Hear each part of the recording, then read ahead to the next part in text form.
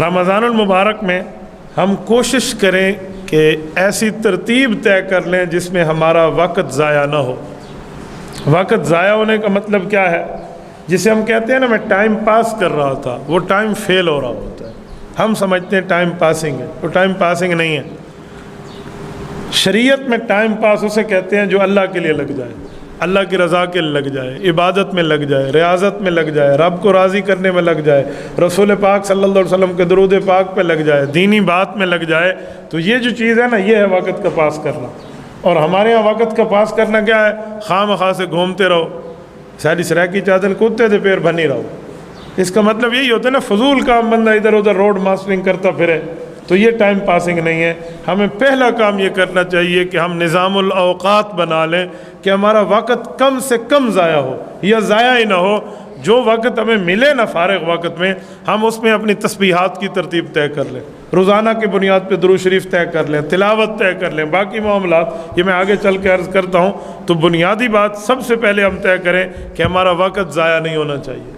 Number 2، یہ جو 11 مہینے ہم نے شیطان کے ساتھ یاری رکھ کے انٹرنیٹ کو اللہ رب العزت کی ناراضگی میں استعمال کیا ہے نا، تو کم از کم اس مہینے میں ہمیں اس انٹرنیٹ کو بند کر لینا چاہیے۔ نیٹ چلانا بھی ہے نا تو دین پہ چلائیں، دینی بیانات سنیں پھر تو ٹھیک ہے، لیکن سنیں دینی بیانات ان کے نہیں جو رمضان ٹرانسمیشن کے نام پہ رمضان المبارک میں تو صوفی بن کے ترغیب دینے آ جاتے ہیں، اور 11 مہینے ان کا کام گلوکاری ہوتا ہے۔ ان کے نہیں، ان نے آپ کے رمضان کو خراب کرنا۔ میں ان گلوکاروں کو جانتا ہوں جنہوں نے رمضان ٹرانسمیشن کے نام پہ بیٹھ کے شام میں موسیقی شروع کی، تو ایک سننے والے میں سے کسی نے پرچی بھیجی کہ جناب اینکر صاحب، رمضان المبارک ہے، آپ تھوڑا گزارا کریں، آپ تو یہاں مخلوط ماحول میں موسیقی چلا رہے ہیں۔ اس نے جواب دیا، اس نے کہا واہ، کس نے کہا رمضان ہے؟ شام کے بعد رمضان ختم ہو جاتے ہیں، تبھی تو ہم کھا پی رہے ہیں۔ اس بیچارے کو روزے اور رمضان کا فرق ہی سمجھ نہیں آتا۔ او بھائی، روزہ ختم ہوا ہے، رمضان ختم نہیں ہوا۔ تو ایسے بندے اور ایسی اداکارائیں جن کے جسمانی معاملات سے بھی دنیا واقف ہے، وہ ہمارے روحانی معاملات پر بحث کرنے آ جاتی ہیں اور ہمیں سمجھاتی ہیں کہ آپ نے روزہ ایسا رکھنا ہے اور ایسا۔ بابا، دین اتنا لاوارث بھی نہیں ہوگا، دین اتنا بھی لاوارث نہیں ہے کہ ایرا غیرہ منہ اٹھا کر آئے اور وہ باتیں سنانا شروع کر دے۔ آپ خود بھی بچیں اور اپنے گھروں میں جا کر یہ بات سمجھائیں کہ خدارا ایسے ماحول میں ان جیسوں سے نہ پوچھو۔ اگر کوئی بات پوچھنی سمجھنی ہے، اپنے محلے کے امام مسجد سے پوچھ لیں، اپنے مولوی صاحب سے جا کر پوچھ لیں۔ جیسے بندے کا فیملی ڈاکٹر ہوتا ہے، ایسے فیملی مفتی بھی تو ہونا چاہیے، فیملی عالم بھی تو ہونا چاہیے، جس سے بندہ جا کر اپنے گھریلو مسائل ڈسکس کرے، اس سے ان کے شرعی معاملات پوچھے۔ تو آپ ان سے پوچھ لیں۔ وائرس کے دنوں میں ڈاکٹر سے دور رہنا اگر یہ جان لیوا ہے، تو گناہوں کے ماحول میں ایمان والوں سے دور رہنا یہ ایمان لیوا بھی تو ثابت ہو سکتا ہے نا۔ تو ہم جان لیوا مرض سے بچتے ہیں، ایمان لیوا مرض کو سینے سے لگاتے ہیں۔ ایسا نہیں ہونا چاہیے۔ انٹرنیٹ بھی بند کریں، اور یہ ٹی وی کے مخلوط ماحول اور یہ گانے اور یہ فحاشی اور یہ غلط چیزیں شیئر کرنا، ان سے بھی رمضان المبارک میں خدا را ہمیں اجتناب کرنا چاہیے۔ اور اس کے ساتھ عام طور پہ جو ہماری مصروفیات رہتی ہیں، میں اس ٹائم ان دوستوں میں بیٹھتا ہوں، اس ٹائم میں جاگنگ کے لیے جاتا ہوں، یہ ٹائم میرے واک کا ہے، یہ ٹائم میرا فلاں ہے، اس ٹائم میں ہم گھومتے پھرتے ہیں، اس ٹائم ہم کھانا آ کے گھر آ جاتے ہیں۔ ایسی مصروفیات کو ہم ترک کر دیں تو بہتر ہے۔ رمضان المبارک میں ایسی مصروفیات نہیں ہونی چاہیے کہ جی میرا یہ کام ہے، یہ کام ہے۔ معمولات سے ہٹ کر کام کریں۔ کیوں؟ رمضان ہم نے قیمتی بنانا ہے۔ ہم رمضان میں بھی وہی دگڑ چلاتے رہے جو پورے 11 مہینے چلائی ہے۔ تو رسول اللہ صلی اللہ علیہ وسلم نے فرمایا، جس شخص پر رمضان المبارک کا مہینہ گزرے اور وہ گڑ گڑا کر معافی مانگ کر اللہ پاک کو اپنے سے راضی نہ کر سکے، فرمایا اس کی بخشش نہیں ہونی۔ اس سے بڑا بد نصیب اس دھرتی پہ کوئی نہیں ہے۔ تو رمضان تو ہمارے نیکیوں کا سیزن ہے، تو اسی لیے ہمیں اپنی معمولات کی مصروفیات جو ہے نا، اس سے بچ جانا چاہیے۔ باقی دفتر ٹائم، آپ آفس ٹائم جاتے ہیں، آپ جائیں، لیکن اس کے بعد جو ہماری وہاں کی جو فریشمنٹ کی ترتیبیں وہ تو نہیں ہونی۔ روزے کا حیا ہے تو ہمارے پاس قرآن کریم یا موبائل میں ہونا چاہیے یا مصحف جیب میں ہونا چاہیے۔ ایک بندہ مجھے کہنے لگا، مولانا میں موبائل میں قرآن کریم کیسے رکھوں؟ اس میں تو گانے بجانے، فلم، ڈرامے، یہ چیزیں ہوتی ہیں۔ میں نے کہا پھر ایک کام کرو گے؟ کہتے جی ہاں۔ میں نے کہا گناہ چھوڑ دو۔ چپ۔ میں نے کہا قرآن کریم موبائل میں رکھنے پہ تجھے حیا آتی ہے تو گناہ چھوڑ دے۔ اور خدا کے بندے، رمضان المبارک میں آپ کو موبائل قرآن کریم میں ڈاؤن لوڈ کر لینا چاہیے کہ آفس ٹائم میں فارغ بیٹھوں میں سورۃ یاسین پڑھ لوں، اس ٹائم میں بیٹھوں کو 1-2 رکوع پڑھ لوں، تھوڑی سی تلاوت کر لوں اگر فارغ وقت ملتا ہے. نہیں تو آپ اپنا وقت وہیں بتائیں جو آپ کے آفس ٹائم کا ہے. میں اس میں کھینچنا نہیں چاہ رہا وقت، لیکن میں بتانا چاہ رہا ہوں کہ عام حالات سے ہٹ کے ہمیں رمضان المبارک کی یہ ترتیب رکھنی چاہیے. تو یہ ہوگا تو مصروفیات کی کمی ہماری بنے گی. اچھا، اس کے ساتھ قیام اللیل کی عادت بنائیں. قیام اللیل کیا ہے؟ تراویح اور چیز ہے، قیام اللیل اور ہے. تراویح کہتے ہیں وہ تراویح جو عشاء کی نماز کے بعد ہم پڑھ لیتے ہیں. قیام اللیل تہجد کو کہتے ہیں. ہمارے نبی پاک صلی اللہ علیہ وسلم قیام اللیل 12 مہینے پڑھتے تھے. تہجد ہوتی تھی. یہ 8 رکعتیں تہجد کی علیحدہ ہوتی ہیں، 20 رکعت تراویح کی علیحدہ ہوتی ہیں. اس سے آپ اندازہ لگائیں. صبح بندہ جلدی اٹھے، کم از کم یار 2 4 8 نہ بھی پڑھ سکے، 8 زیادہ سے زیادہ ہے، 2 رکعت تو آپ پڑھ لیں تہجد کی. عام حالات میں تہجد میں 3 اعلان ہوتے ہیں. ہے کوئی پریشان حال، مجھ سے پریشانی شیئر کرے، میں اس کی پریشانی کو ختم کر دوں، یہ اللہ اعلان کرتے ہیں. ہے کوئی رزق مانگنے والا، حل من مسترزق فازرق لہ، میں اس کو رزق دوں. حل من مستغفر، کوئی گناہوں سے پریشان ہو کے ہاتھ اٹھا کر مجھ سے مانگنے والا ہے، معافی مانگے، میں اس کی معافی قبول کر کے اس کے لیے جہنم کو حرام اور جنت کا واجب ہونا لکھ دوں. یہ اعلان ہو رہا ہوتا ہے تہجد میں. اور رمضان المبارک کی 24 گھنٹے تہجد کا اعلان ہے. تو جب رمضان کے 24 گھنٹے وہ اعلان تہجد والا ہوگا تو رمضان کی تہجد کا وقت کتنا زیادہ بابرکت ہوگا. تو ہمیں تہجد کا بھی اہتمام ہونا چاہیے. آج کل بندہ سحری میں اٹھتا اس وقت ہے جیلے اللہ ہمیں انہوں گلاس پانی دیتے، انہوں چاہتے، انہوں بسکٹ، انہوں یہ ہمارے حال ہوتے ہیں. تو اس وقت کس نے پڑھنے ڈو نفل سے کہیں پڑھنے تہجد. تو ہمیں یہ مصروفیات دن کی ہم تبدیل کریں گے نا تو اس وقت مانگنے کا وقت ملے گا. یقین مانیں. تھوڑا سا جلدی اٹھے نا. آپ نے کھا پی کے 2 رکعت پڑھنی، آپ سجدے میں جائیں گے تو کھانا اوپر نیچے انڈیل منڈیل ہو جائے گا، پھر بندے کو ساری دیوار ڈکار آندے راسن تھے الٹی آندے راسن. ہمیں تھوڑا سا ٹائم نکالنا چاہیے. اور قیام اللیل کی ترتیب گھر میں مرد عورت سب حضرات رکھیں. اپنے بچوں تک کو ترغیب دیں. اور ترغیب کیسے دیں؟ آپ تو پیو کمبل پا کے سوتا پیے، پتر اٹھی اٹھی تہجد پڑھ. یوں نہیں پڑھے گا. آپ پڑھیں گے اٹھ کے، وہ پوچھے گا ابو ابھی تو اذانیں نہیں ہوئی، آپ کون سی نماز پڑھ رہے ہیں؟ تو آپ اسے جب بتائیں گے اس کو ترغیب ہو جائے گی. چھوٹوں کو ترغیب بندہ اپنے عمل سے دیتا ہے. یہ آج کی بات آپ کو کروں، میری بیٹی چھوٹی بیٹی ہے، مجھے کہہ رہی، میں نے اسے کہا کہ بیٹا زکام لگے گا جوتی پہن لے. اب میں اپنی طرف سے تو عقل مند بن کے اسے صحیح کہا نا. تو اس نے مجھے کہا ابو ابھی جب وہ آپ باہر فلاں کام کے لیے گئے ہیں نا سین میں، تو اس وقت تو آپ نے چپل نہیں پہنے تھے. میں نے کہا ہو میں بھول گیا تھا، میں جلدی میں تھا، میں نے چپل چھوڑ کے سین میں کام کیا، ہم واپس آ گئے. ابھی کی بات کر رہا ہوں. بچے اتنا نوٹ کرتے ہیں. تو میں کیسے اسے کہوں گا جوتی پہنا کر؟ جی پیو طے نہیں پاتے. تو بات تو اس کی ٹھیک ہے نا جو نہیں پہنے. تو جب میں بچے کہوں گا بھی تو نماز پڑھ، تو میں سویر تاڑ کے آنگرا پیا تو میں کو سکھا ہے نماز پڑھنی ہے. کسی نے نہیں پڑھنی، نہ بچے نے پڑھنی ہے نہ بچی نے پڑھنی ہے. اسی لیے ماں باپ اولاد کے لیے رول ماڈل ہے. تو ہمیں قیام اللیل کی عادت خود بھی رکھنی چاہیے اور اپنی اولاد کو بھی ترغیب دینی چاہیے. اور اس کے ساتھ مین چیز قرآن کریم کی تلاوت کا معمول عام دنوں سے ہٹ کے اس میں زیادہ ہو. حضور پاک علیہ الصلوۃ والسلام کی ترتیب ہوتی تھی. حضور علیہ السلام قرآن کریم کا دور فرماتے تھے.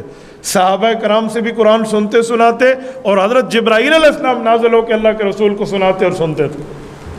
یہ رمضان المبارک میں قرآن کریم کے دور میں نے اپنے والد محترم حضرت مولانا محمود الحسن قریشی رحمہ اللہ اور حضرت مولانا احمد شعیب دامت برکاتہم العالیہ، اللہ ان کی صحت میں برکت عطا فرمائے، ہماری ڈی اے خان کی نشانی ہے علماء کی. ان دونوں کو اپنے بچپن میں دیکھا ہے کہ یہ قرآن کریم کے تفسیر کا دور بھی کرتے تھے. ایک پارہ اس نے قرآن کریم ترجمہ اور تفسیر سے پڑھا، پھر انہوں نے پڑھا، پھر وہ پڑھتے، یوں ختم ہوتا ہے ان کا. میں نے خود دیکھا ہے اپنے چھوٹی عمر میں، والد صاحب کے ساتھ میں وہاں جاتا تھا. مجھے بتائیں وہ لوگ تفسیر کے ساتھ اور ترجمے کے ساتھ 2 علماء بیٹھ کے ختم کر رہے ہیں. اصلا بھامے حال ہے قرآن دی آیت ہی نہیں پڑھتے. ہم نے تو خالی الفاظ ہی نہیں پڑھنے، متن ہی نہیں پڑھنا، آیتیں بھی نہیں پڑھنی. تو ہمیں تلاوت قرآن کا معمول ہونا چاہیے. فارغ وقت میں قرآن کریم پڑھنے کی عادت رمضان میں ڈالیں گے، اللہ رب العزت آپ کی یہی عادت پورے سال شمار کرا دیں گے. تو ہمیں قرآن کریم ساتھ رکھنا چاہیے، مصحف کی شکل میں رکھیں آپ کی مرضی، موبائل میں ڈاؤن لوڈ کر کے رکھیں آپ کی مرضی، ہمیں قرآن کریم کو ساتھ تلاوت میں آدھا صفحہ پڑھنا ہونا دیکھ کے پڑھ لو، جو اس کی برکات آپ کو ملیں گی نا آپ خود اپنی زندگی میں محسوس کریں گے کہ قرآن کریم کھول کے دیکھ کے پڑھنے کی کتنی اچھی عادت ہے اور کتنا اچھا اس کی برکات بندے کو نصیب ہوتی ہیں۔ اور یہ تمام کاموں کا ایک ہمیں ٹیبل بنا لینا چاہیے، جسے کہتے ہیں نظام الاوقات، ٹائم ٹیبل، یہ بنا لینا، یہ لکھ لینا چاہیے تو زیادہ بہتر ہے۔ ہم مائنڈ سیٹ میں طے کریں گے انسان نسیان سے نکلے، بھول جائیں، ایک بار بھول گئے تو ببل سارا یندو غندو، ہمیں یہ لکھ کر لگا لینا چاہیے۔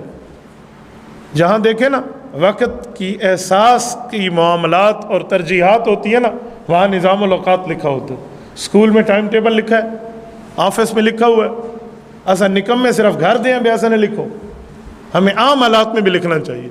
عام حالات میں اپنے پاس ڈائری رکھتا ہوں، مجھے کوئی کام کرنا ہوتا ہے میں اس دن میں یہ کام کرنا ہے، یہ الگ قسم میرا یوں لسٹ لکھی ہوئی ہوتی ہے، یہ کرنا ہے، یہ کرنا ہے، یہ کرنا ہے، یہ میں اپنے گھر میں سمجھاتا ہوں، تو باقاعدہ یہ لکھ کر رکھے، پھر بندے کو یاد رہتا ہے۔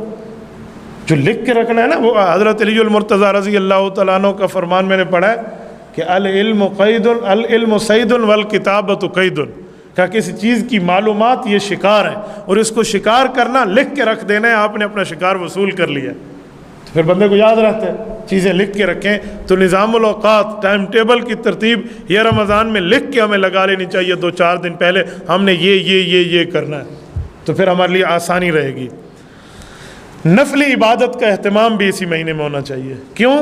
نفل عام دنوں میں پڑھو تو نفل ہے، حضور پاک علیہ السلام نے فرمایا من تقرب فیہ بخصلۃ کان کمن ادی فریضۃ فیما سوا، اس کی نفل باقی مہینوں کے فرض پڑھنے کے برابر ہے۔ تو ہمیں نوافل میں تسبیحات بھی ہیں، نوافل میں تلاوت بھی ہے، نوافل میں ذکر اذکار بھی ہے، نوافل میں نفلی نماز بھی ہے، یہ ساری چیزوں کی ترتیب ہونی چاہیے۔ نوافل کا پورا ہمارے پاس ایک پورے کا پورا ایک ڈیٹا ہونا چاہیے، کیوں؟ کل قیامت کے اندر اللہ کے دربار میں حدیث پاک میں ایک شخص کو لایا جائے گا جس کے فرض بہت اچھے نکلیں گے لیکن فرضوں میں کمی ہو جائے گی، تو اس کی کمی کو اللہ کے رسول نے فرمایا یہ نوافل سے پورا کیا جائے گا۔ آپ مجھے بتائیں ہمارے فرض کہاں کامل ہیں، ہمارے واجب کہاں کامل ہیں، ہماری باقی عبادات کہاں کاملیت میں ہے؟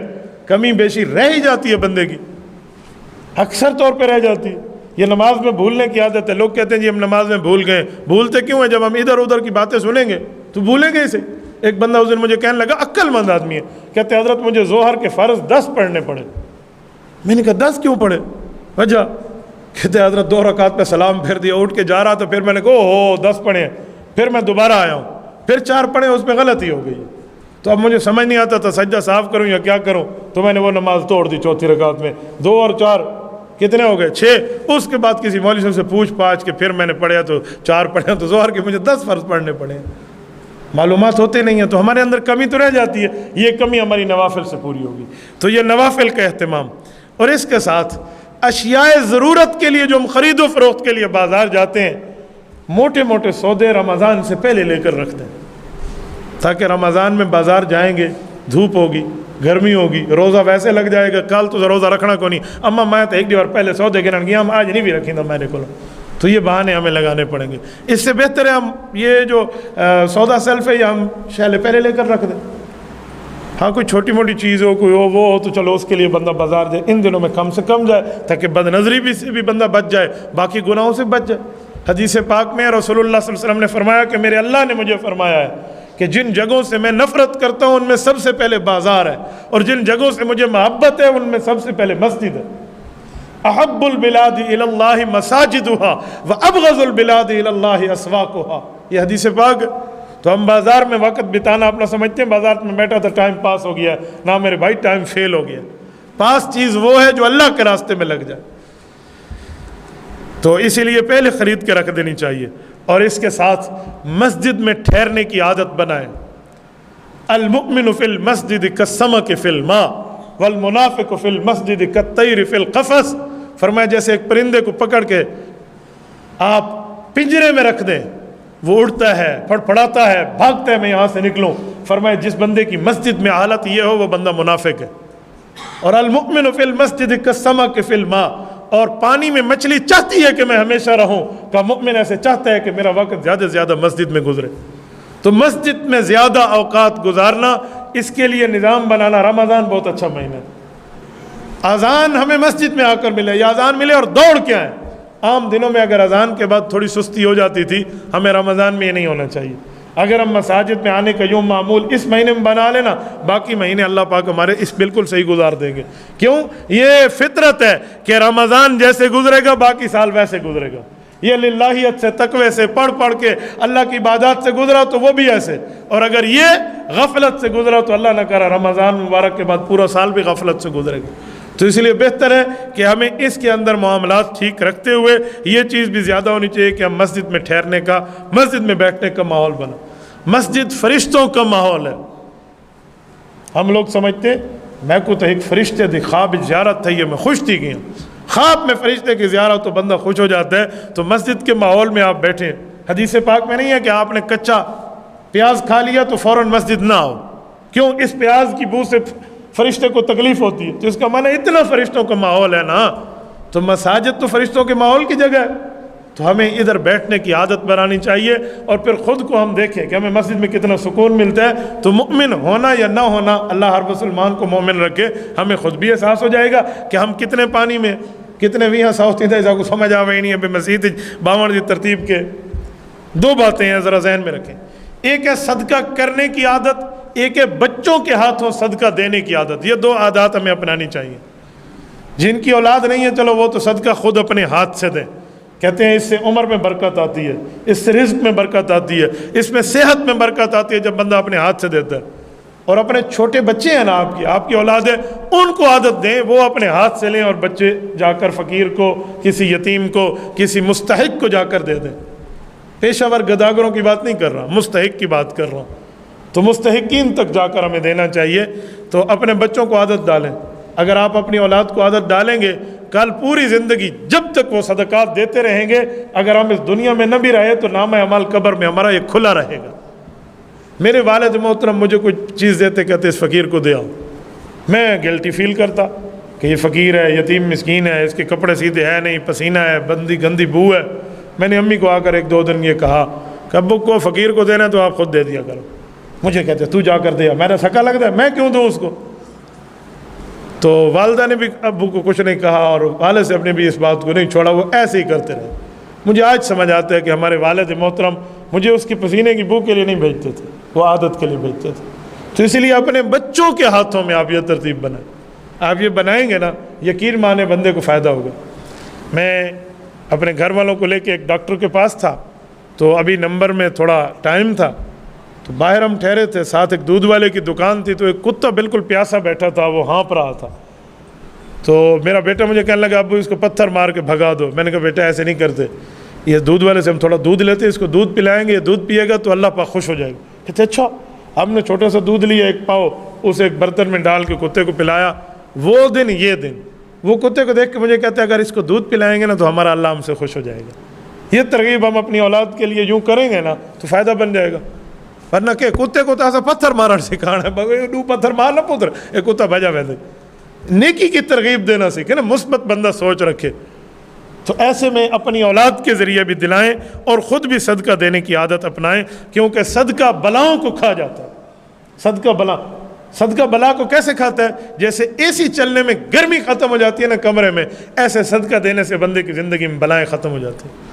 یا صدقہ تو رد البلا ہے نا، تو صدقہ تو بلاؤں کو ٹالتا ہے۔ اچھا صدقہ پتہ ہے کیا، ہمارے لوگ صدقے دینے کی بھی نیت سوچتے ہیں۔ وہ کہتے ہیں مولانا صدقہ دے رہا ہوں، عطیہ نہیں دے رہا، عطیہ دے رہا ہوں، خیرات نہیں دے رہا، خیرات دے رہا ہوں، اللہ کے نام پہ نہیں دے رہا۔ یہ ساری چیزیں صدقات ہیں، وہ عطیہ ہو، وہ جو بھی ہو۔ صدقے کا معنی کیا ہے؟ میں اللہ کے لیے دے رہا ہوں، یہ صدقہ ہے۔ وہ جو صدقہ ہے نا جو کہتے ہیں بھائی سید پہ نہیں لگتا یا مسجد پہ نہیں لگتا، وہ صدقہ ہے منت والا۔ آپ سید دوست کو ہدیہ دے دیں، اس میں کون سا مسئلہ ہے؟ آپ کیوں نہیں دے سکتے؟ تو اس لیے یہ صدقہ اچھا بے جو صدقہ بندہ اللہ کے لیے دیتے ہیں اس میں منت نہ ہو، وہ خود بھی کھا سکتا ہے، باقیوں کو بھی دے سکتے ہیں۔ اور آپ کو مزے کی بات صدقہ دینے کی سمجھاؤں، خرچ کرنے کا افضل۔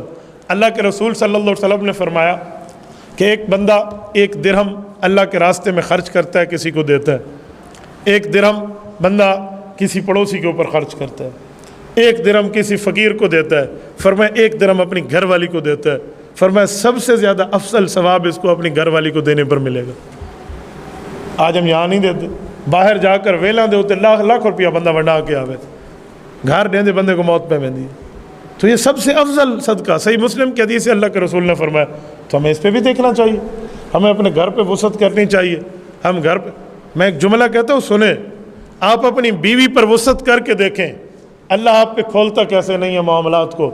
اپنی بیوی کو دوسروں کا محتاج بناتے ہیں لوگ، وہ اپنی ماں سے مانگ رہی ہوتی ہے، اپنے والد سے مانگ رہی ہوتی ہے، اپنے بھائی سے مانگ رہی ہوتی ہے، قرضہ مانگنے کے لیے پڑوسن کے پاس گئی ہوئی ہے، اپنی دیورانی سے مانگ رہی ہوتی ہے۔ شرم سے ڈوب مرنا چاہیے اس خاوند کو جو اپنی بیوی کو بھی اس کے پاؤں پہ کھڑا نہیں کر سکتا۔ ہمیں اس طرح دینا چاہیے تاکہ وہ دینے والی بنے۔ ہمیں کچھ ایسا بھی اس کو دینا چاہیے، بھئی میں گھر میں نہ ہوں، کوئی فقیر عورت آئے، کوئی مستحق آئے، تو اسے اس مال سے دیتی رہا کر۔ تو ہمیں دوسرے کو عزت دے کر اپنے گھر کے معاملات کو صحیح رکھنا چاہیے۔ تو یوں ہونا چاہیے، ہمیں یہاں بھی رکھیں، یہ ایسا صدقہ ہے جس پہ آپ کو ثواب بھی زیادہ مل رہا ہے، اجر بھی مل رہا ہے، تو نہ ہینگ لگے نہ پھٹکڑی تو رانگی چوکھا آوے، تو اس میں تو زیادہ فائدہ ہے۔ تو اس طرح کے صدقات بھی آپ ساتھ شامل رکھا کریں۔ ہی مطلب یہ نہیں بھی سارا زال کو گوانڈی کو کشری نیوڑا، اس کے لیے بھی ساتھ آپ رکھیں گے۔ لیکن ایک راستہ میں نے آپ کو جو اچھا سا حدیث پاک میں یہ بھی آپ کو ساتھ دلا دیا، اس کے ساتھ ذکر اللہ کی کثرت، اپنی زبان میں ذکر اللہ، اللہ اللہ ہو، لا الہ الا اللہ ہو، سبحان اللہ ہو، الحمدللہ ہو، استغفر اللہ ہو، اسی کے ساتھ درود پاک ہو۔ یہ سارا ذکر اللہ ہے جس سے اللہ یاد آ جائے، وہ سارا ذکر ہے۔ درود پاک بہت، حضور پاک علیہ الصلوۃ والسلام نے فرمایا کثرت کرو۔ کثرت کسے کہتے ہیں؟ ان لمیٹڈ، جو آپ کی ان گنت ہو، آپ کی گنتی میں نہ آئے۔ تو ہمیں ایسا ماحول رکھنا چاہیے کثرت کے ساتھ، جتنا پڑھیں جتنا لگائیں، اور کھانے کی مقدار میں کمی کر لینی چاہیے۔ یہ یاد رکھیں، ان دنوں میں ہم کھانے کی مقدار بڑھا دیتے ہیں۔ بابا تھوڑا سا سوچیں، ہمارے ہاں ہم بندے کی ترتیب کیا ہے؟ بھی میں دن میں 10 گلاس پانی پیتا ہوں نا 24 گھنٹے میں، لہٰذا اب سحری ہے نا چھینت پیونے، ہم 6 گلاس اکٹھے پانی کے پی لیں گے۔ بھائی ہم انسان ہیں، ہم اونٹ نہیں ہیں۔ وہ اونٹ ہے جو اپنے اندر پانی سیونگ کا پاور رکھتا ہے۔ دوسرا انشاءاللہ 10 بجے تک چھوٹے پیشاب میں سارے پانی تو فارغ ہو سکے، 10 بجے تک بندے نے واش روم اٹینڈ کر کے اس پانی سے علیحدہ ہو جانے۔ ہمارے اندر وہ واٹر پمپ نہیں لگا ہوا، سیونگ کی ٹینکی نہیں ہے جو اونٹ میں ہے۔ ہم نے وہی 1-2 گلاس ہی پینے، بس بہت ہے۔ یہ آپ زیادہ پانی پئیں گے، اس سے آپ کے جسم میں زیادہ سستی بھی آئے گی، اور آپ تلاوت میں باقی معاملات میں آپ آگے نہیں چل سکیں گے۔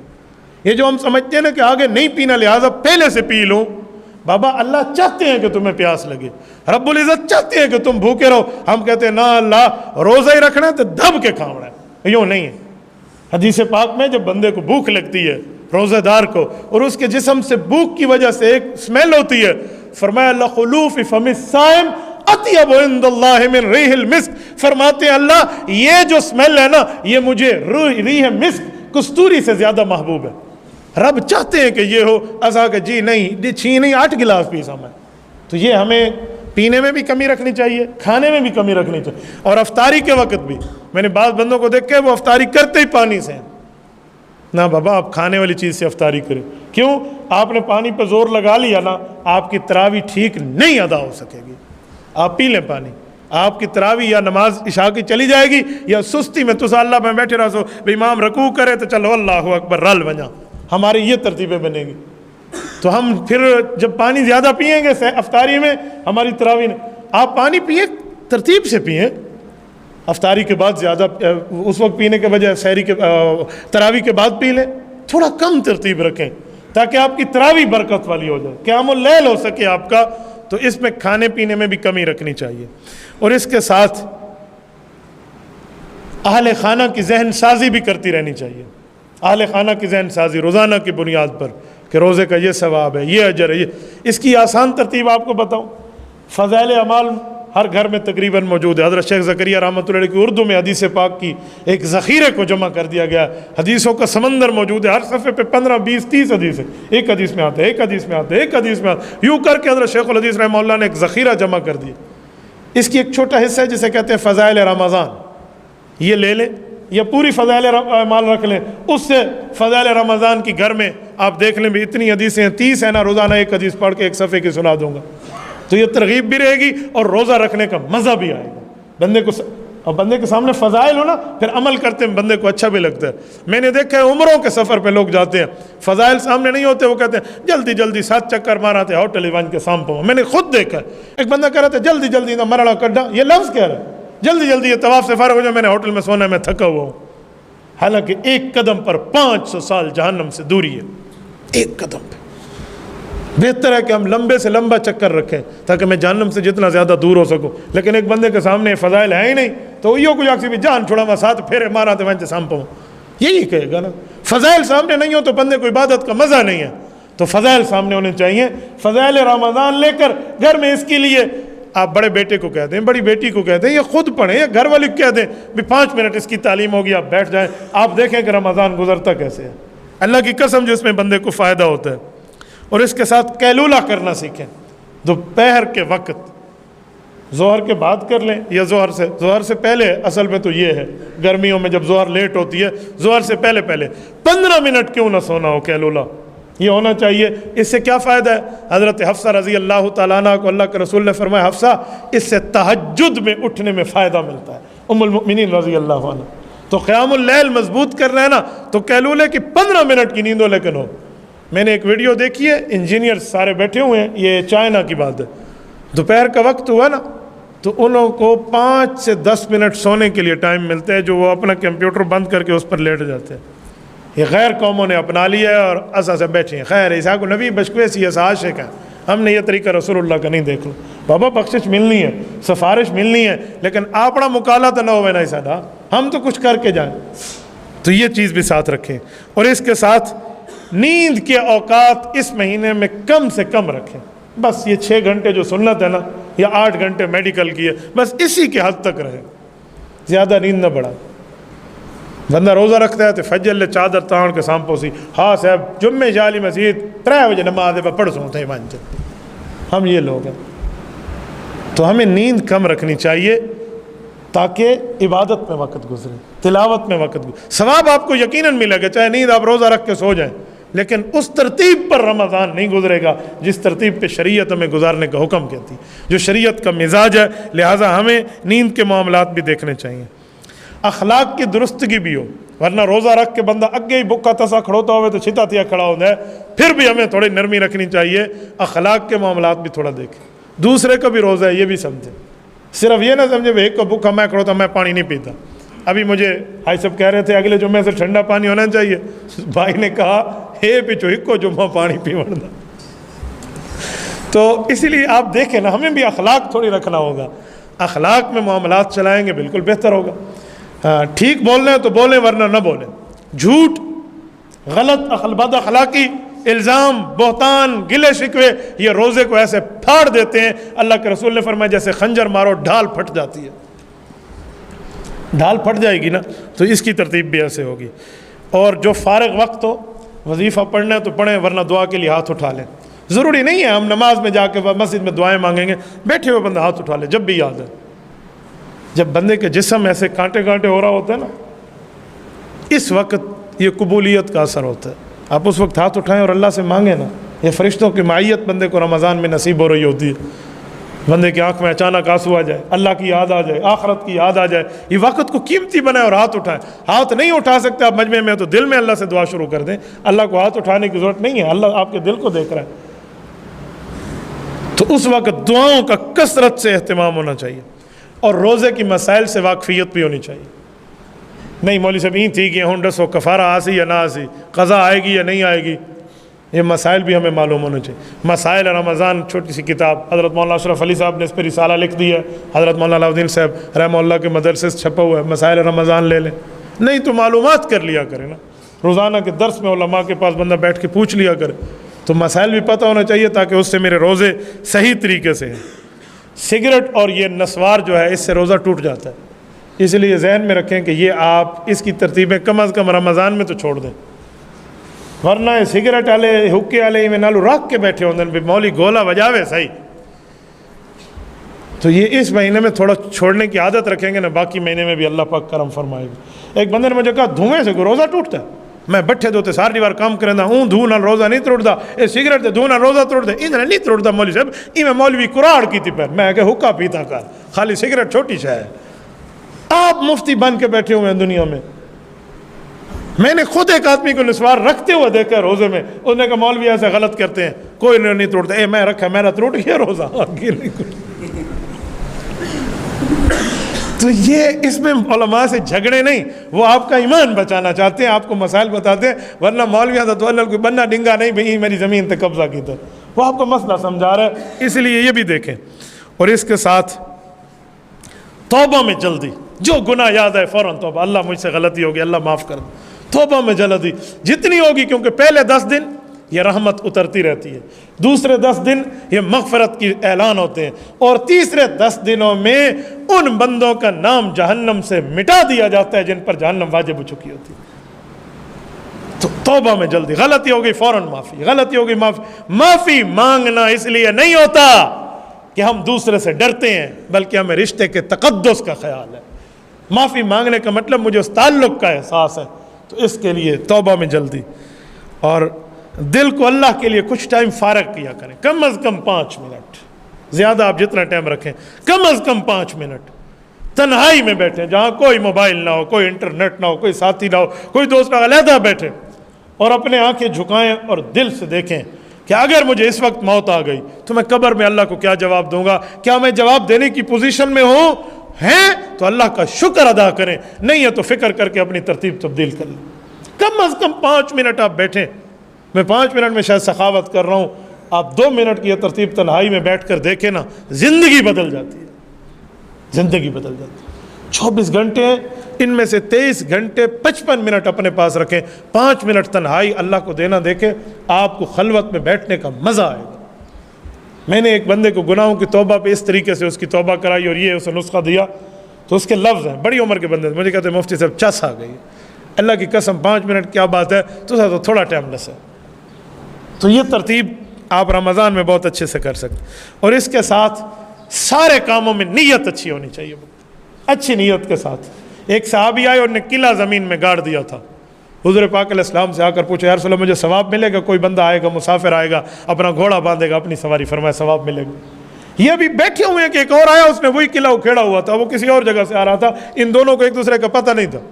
اب یہ بہت پریشان ہے کہ جو میں لگا کے آؤں یہ اکھیڑ کیا ہے؟ انہوں نے کہا یا رسول اللہ فلاں جگہ سے آ رہا تھا، قلعہ تو لگا ہوا تھا لیکن راستے میں تھا، تو میں نے کہا کسی کو چوٹ لگے گی، ٹھڈا آئے گا، کسی کو تکلیف ہوگی تو میں نکال کے لائیں، اس کو کسی اچھی جگہ لگا دیں، مجھے ثواب ملے گا؟ فرمایا تجھے بھی ملے گا۔ یہ نیت کی درستگی ہے، تو نیت کے درستگی کے ساتھ ہونا پھر مسئلہ نہیں ہے۔ اور آخری گزارش، یہ ان تمام امور کی دوسرے کو دعوت بھی دیں، دوسرے بھائی کو سمجھائیں بھی، اطلاع یہ صرف اپنے تک نہ رکھیں، آپ کی ذمہ داری ہے آپ کے گھر تک بتانا۔ جو شادی شدہ ہے بیوی اس کی ذمہ داری ہے، بچے اس کی ذمہ داری ہیں، اور جو غیر شادی شدہ ہے وہ اپنی بہنا جی کو جا کر بتائے، اپنے بھائی کو بتائے، امی کو بتائے۔ ان عورتوں پہ جمعہ واجب نہیں ہے، وہ جمعہ پڑھنے نہیں آ رہی، اللہ نے ان کو پیکج دیا ہوا ہے، گھر میں ظہر پڑھیں گے۔ جو ہم یہاں پڑھ کے گئے ہیں اسا بقرعید تے کم آونا ہے، ہم نے یہ مسئلہ نہیں بتانا، ہم نے گھر جا کر یہ نہیں بتانا، ہم بتائیں گے، خدا کی قسم کھا کے کہہ رہا ہوں ہمارے گھر کا ماحول دینی ہوگا۔ تو ایسے کر رہی ہے، یہ باتیں ختم ہو جائیں گی، تجھے نہیں پتا یہ بات ختم ہو جائے گی، بابا اویئرنیس تم نے دینی ہے، بات تم نے جا کر، ان کا حق ہے۔ صحابہ کرام حضور پاک علیہ السلام کے پاس آتے، جو مسائل سنتے وہ گھر والوں کو جا کر سمجھاتے، بیرا ور کراتے، روشناس کراتے، بتاتے ان کو یہ ہماری ذمہ داری ہے، ہم بتائیں۔ ہاں ڈنڈا نہ اٹھائیں، آپ کی بڑی بہن ہے وہ آپ کی بات نہیں مانتی تو ڈنڈا چاہ کے بیٹھتی، ڈنڈے اٹھانے کی بات نہیں، بابا آپ ایڈمنسٹریٹر نہیں ہیں، آپ نے مسئلہ بتانا ہے، منوانا نہیں ہے، آپ نے ترغیب دینی، آپ نے سمجھانا ہے۔ ہم خود کے 1000 گناہوں کے باوجود اپنے سے پیار کرتے ہیں اور دوسرے کے ایک گناہ سے اس پر نفرت کرنا شروع کر دیتے ہیں۔ یوں نہیں ہے کہ اپنی غلطیوں کا وکیل اور دوسرے غلطیوں کا جج بن جاؤ، ہمیں تھوڑی سی معاملات بھی دیکھنے چاہیے، کریں گے انشاءاللہ۔